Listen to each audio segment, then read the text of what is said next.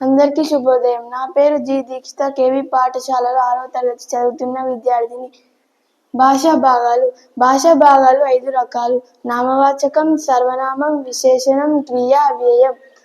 నామవాచకం పేర్లను తెలియచేసే పదాలను నామవాచకం అంటారు.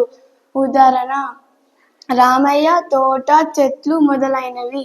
సర్వనామం నామవాచకాలకు బదులుగా వాడే పదాలను సర్వనామం అంటారు.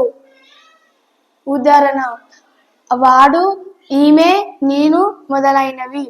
విశేషణం నామవాచకాల, సర్వనామాల యొక్క గుణాలను తెలిపే పదాలను విశేషణం అంటారు. ఉదాహరణ: అవి ఎర్ర గులాబీలు, ఇది పెద్ద సూట్ కేస్. క్రియ కర్త చేసే పనిని క్రియ అంటారు. ఉదాహరణ: పావని పాట పాడుతున్నది. అవ్యయం లింగ, వచన, విభక్తుల చేత మార్పు చెందని పదాలను అవ్యయం అంటారు. ఉదాహరణ: అక్కడ, అయ్యో, ఓహో, అలా, ఆహా. ధన్యవాదాలు.